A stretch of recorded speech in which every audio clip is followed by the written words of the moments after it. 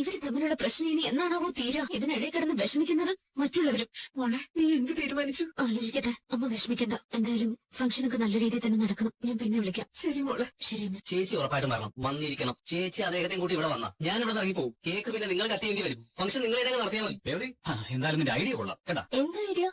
Car വാങ്ങി വാടക കൊടുക്കാനുള്ള ഐഡിയ കൊള്ളാം. ഇതുവരെയുള്ള വാടക ഈ കാശ് നീ ചെലവാക്കരുത്, രേവതി ഏൽപ്പിക്കണം. ഇല്ലെങ്കിൽ എന്റെ ജോലി പോകുന്ന കാർത്തികനോട് പറഞ്ഞിരുന്നു. വാടകയൊക്കെ കൃത്യമായിട്ട് തരുന്നുണ്ടല്ലോ അല്ലേ? ആള് ഭയങ്കര ഡീസന്റ്.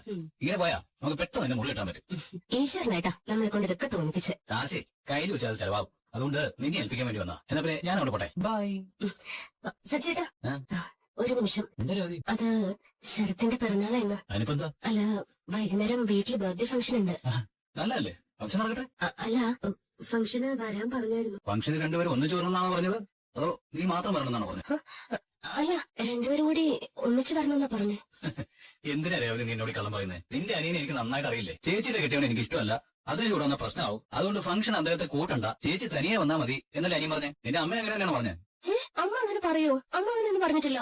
അപ്പൊ നിന്റെ അനിയൻ പറഞ്ഞിട്ട് നല്ലത് ഏത് ചീത്ത ഏതെന്ന് തിരിച്ചറിയാൻ കഴിവില്ലാത്തവനാണ് നിന്റെ അനിയൻ. അവൻ നന്നാവാൻ വേണ്ടി ഞാൻ അവന്റെ കൈ പിടിച്ച് പിടിച്ചത്. പലവട്ടം ഞാൻ അവനെ ഉദ്ദേശിച്ചത്. പക്ഷെ എന്താ അത് കേട്ടില്ല. ഇപ്പോഴും ആ റൗഡികളുടെ കൂടെ ചുറ്റുക. അവൻ ഇങ്ങനെ ആവാൻ കാരണം നീ നിന്റെ അമ്മയാ. അടിച്ചു വളർത്തനായിരുന്നു. ഇവിടെ ഉണ്ടല്ലോ ഒരു ഓട്ടക്കാരൻ. അവൻ ഇങ്ങനെ ആവാൻ കാരണം അവന്റെ അമ്മയാ. അതുപോലെ നിന്റെ അനിയൻ ഒരു ക്രിമിനൽ ആവാൻ കാരണം നിങ്ങൾ തന്നെയാ. എന്ത് ചെയ്യാനാ? വീട്ടിൽ ആകെയുള്ള ഒരു ആൺതിരി ഇളയ കുട്ടിയും അതിന്റെ ലാളനെ സ്നേഹമൊക്കെ അവന് കൊടുത്തിരുന്നു.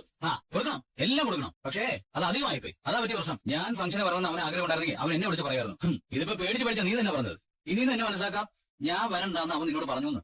അങ്ങനെയൊന്നും വേണ്ട രേവതി, എനിക്കെല്ലാം മനസ്സിലായി. ഒരു അഭിനയിക്കല്ലേ? ഇപ്പൊ പോലും അവൻ പറഞ്ഞ നീ പറയുന്നില്ല. അവനെ നല്ലവനാക്കാൻ നോക്ക്. അവൻ പറയുന്നത് ചെയ്യുന്നതൊക്കെ നിങ്ങൾ മറച്ചു വെച്ചു. കണ്ടില്ലെന്ന് അടിച്ചു. അതവന് വീണ്ടും തെറ്റിയെന്നതിന് വളമായി. കൊടുക്കേണ്ട സമയത്ത് നിങ്ങൾ രണ്ട് അടി പൊട്ടിച്ചിരുന്നെങ്കിൽ അവൻ ഇങ്ങനൊന്നും ആവില്ലായിരുന്നു. ഇപ്പൊ അവൻ തെറ്റായ വഴിക്കൊന്നും പോകുന്നില്ലല്ലോ. അവൻ ആന്റണിയുടെ കൂടെ നടക്കുന്നില്ലേ? ആന്റണി അവന്റെ കൂടെയാ നടക്കുന്നത്. അതിനെന്ത് ചെയ്യാനാ നമ്മള്? ഇപ്പോൾ നീ അവനെ ന്യായീകരിക്കുന്നത്. നടന്നു പോകുമ്പോ കല്ലിൽ തട്ടി മുറിഞ്ഞാ കല്ലിന് കുറ്റം പറയാൻ പറ്റുമോ? കുറ്റം നമ്മുടേതാ. നമ്മൾ ശ്രദ്ധിച്ച് നോക്കി നടക്കണമായിരുന്നു. അവൻ ഇപ്പോഴും തെറ്റായ വഴിക്ക് തന്നെയാ പോകുന്നത്. ഞാൻ പറഞ്ഞില്ലേ നല്ലതും ചീത്ത എന്താണെന്ന് അവന് മനസ്സിലാവുന്നില്ല. അല്ലെങ്കിൽ എങ്ങനെ മനസ്സിലാവാനാ? ഒരു ക്രിമിനലിന്റെയും കള്ളന്റെയും ബുദ്ധിയില്ല അവന്.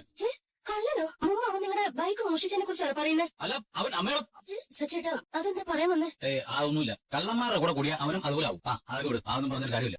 എനിക്ക് പെട്ടെന്ന് പോകണം. ഒരു ഓട്ടം ഉണ്ട്. നീ എന്ത് തീരുമാനിച്ചു? അത് ആദ്യം പറ. എന്ത് തീരുമാനിക്കാൻ? നീ ബർത്ത്ഡേ ഫംഗ്ഷൻ പോകുന്നുണ്ടോ ഇല്ലയോ? ഞാനൊന്നും തീരുമാനിച്ചിട്ടില്ല. ആലോചിക്കട്ടെ. കൂടുതൽ ആലോചിക്കൊന്നും വേണ്ട. നീ ഫംഗ്ഷന് പോകണ്ട. അതെന്താ അങ്ങനെ പറയുന്നേ? അവൻ എന്നേക്കാൾ വലുത് ആന്റണിയാ. പിന്നെ എനിക്ക് അവൻ ബഹുമാനം തരുന്നില്ല. ചേച്ചിയുടെ ഭർത്താവിന്റെ സ്ഥാനത്ത് കാണുന്നില്ല. പിന്നെ എന്റെ കാര്യം പോട്ടെ. നിന്നോട് സ്നേഹവും ബഹുമാനം ഉണ്ടായിരുന്നെങ്കിൽ അവൻ നീ പറയുന്നത് കേൾക്കില്ലേ? ആ തെമ്മാടിയുടെ കൂടെ തെറ്റായ വഴിയിലൂടെ നടക്കുമായിരുന്നു. നീ പറയുന്നത് കേൾക്കാത്ത, നിന്നെ അനുസരിക്കാത്ത അവന്റെ ബർത്ത്ഡേ ഫംഗ്ഷൻ പോകണ്ട. സച്ചേട്ടാ, എന്തൊക്കെ പറഞ്ഞാലും അവൻ എന്റെ അനിയനല്ലേ? അനിയനൊക്കെ തന്നെ. അനിയനല്ലേ കേട്ടാണെന്ന് ഞാൻ പറഞ്ഞല്ലോ. അവൻ ചെയ്യുന്ന തെറ്റുകൾ കണ്ടില്ലെന്ന് അടിച്ച് എല്ലാത്തിനും അവന്റെ കൂടെ നിന്നാ അവൻ എങ്ങനെയാ മാറുന്നേ? എന്റെ വീട്ടിലൊരു ഫംഗ്ഷൻ നടക്കുമ്പോ ഞാൻ അതിന് പോകണ്ടേ? ഞാൻ പോയില്ലെങ്കിൽ അമ്മയ്ക്ക് അവനൊക്കെ വിഷമാവും. അപ്പൊ നിനക്ക് വിഷമം ഉണ്ടാക്കുന്നില്ല അവൻ ചെയ്ത് വിടുന്നത്.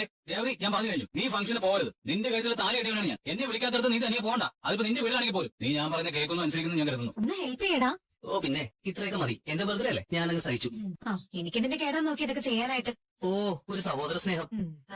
നന്നായിട്ട് അലങ്കരിച്ചിട്ടുണ്ടല്ലോ. അല്ലമ്മേ, ചേച്ചി വരാനെന്താ ലേറ്റ് ആവുന്നത്? ഇനി അവിടുന്ന് വിട്ടില്ലേ? മോളെ, പെട്ടെന്ന് അവൾക്ക് ഇറങ്ങി വരാൻ പറ്റുമോ? അവിടുത്തെ ജോലിയൊക്കെ തീർത്തിട്ട് വേണ്ടി വരാൻ. അവിടെ വന്നോളും. ഇനി അമ്മായിമ്മ അവിടെ പിടിച്ചു വെച്ച് കാണോ? പിടിച്ചു വെച്ചാലും സച്ചി അവളെയും കൂട്ടി ഇങ്ങ് വന്നോളും. അദ്ദേഹം ഈ ഫംഗ്ഷൻ വരരുതെന്ന് ഞാൻ പറഞ്ഞല്ലേ. വന്നാൽ എന്താടാ? അദ്ദേഹം വന്നാൽ ഞാൻ ഇവിടുന്ന് പോകും. പോവാനോ? ഇത് നിന്റെ ബർത്ത്ഡേ ഫംഗ്ഷൻ അല്ലേ?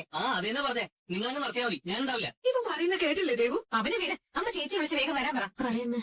മോളെ, നീ വീട്ടിൽ നിന്ന് ഇറങ്ങിയോ? ഇല്ലമ്മേ. എന്താ ഇറങ്ങാത്തെ? നീ പെട്ടെന്ന് വാ. അമ്മേ, ഞാൻ വരണോ? എന്തൊരു ചോദ്യം ഇത്? അത് വീടിന് ചുറ്റുള്ള കുറച്ചു പേരോട് പറഞ്ഞിട്ടുള്ളൂ. അവരിപ്പോ ഇന്ന് എത്തും. നീ വേഗം വരാൻ നോക്കേ. എന്താ നിന്റെ അമ്മായിമ്മ വല്ലതും പറഞ്ഞോ? അയ്യോ ഇല്ല, അമ്മയൊന്നും പറഞ്ഞിട്ടില്ല. എനിക്കിവിടെ കുറച്ച് ജോലിയുണ്ട്. കുറച്ച് മാല പെട്ടെന്ന് കൊടുക്കാനുണ്ട്.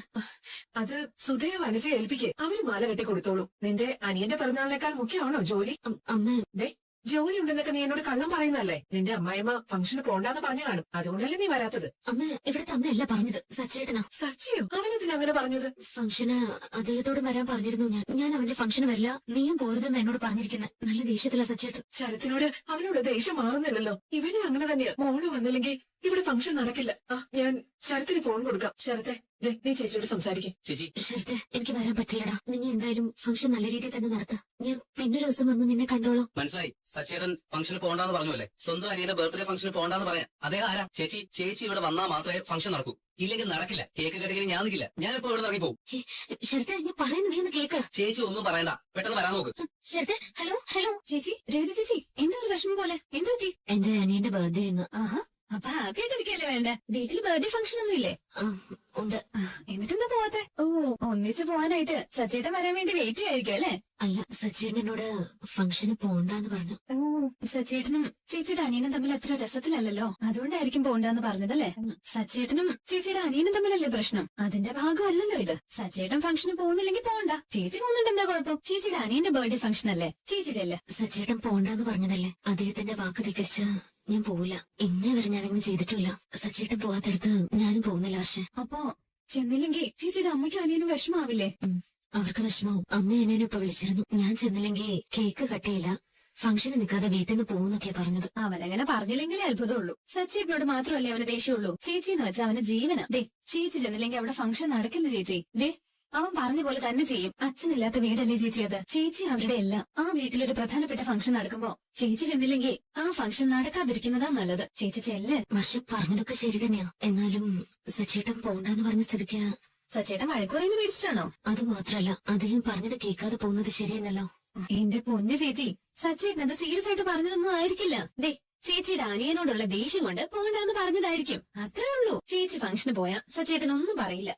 അദ്ദേഹത്തിന്റെ വാക്ക് ധിക്കരിച്ചിട്ട് പോവാന്നൊന്നും കരുതണ്ട. വേറെ എവിടെയെങ്കിലും പോവാണെന്ന് പറഞ്ഞിട്ട് പോയാലാ പ്രശ്നം. ഇത് സ്വന്തം വീടല്ലേ, അവരുടെ എല്ലാമാണ് ചേച്ചി എന്ന് സച്ചേട്ടൻ അറിയില്ലേ? ചേച്ചി ചെല്ല്. ശരിയൊക്കെ തന്നെയാ. എന്നാലും ദേ, ചേച്ചി ഈ ഫംഗ്ഷന് പോയില്ലെങ്കിൽ ശരത്തിന് വിഷമമാവും. ദേ, പിന്നെ അവൻ ഈ ജന്മം ചേച്ചിയോട് മിണ്ടില്ല. അവൻ അവന്റെ വഴിക്ക് പോവും. ചേച്ചി എന്തിനാ വെറുതെ കൂടെ പിറപ്പിനെ അമ്മയൊക്കെ സങ്കടപ്പെടുത്തുന്നേ? പോയിട്ട് വാ ചേച്ചി, ചെല്ല്. ശരി ചേച്ചി, ഞാൻ വരട്ടെ. സച്ചി പോണ്ടാന്ന് പറഞ്ഞിട്ടും അവള് പോയി. ഇതവനറിഞ്ഞ അവൻ പഴയ സച്ചിയാവും.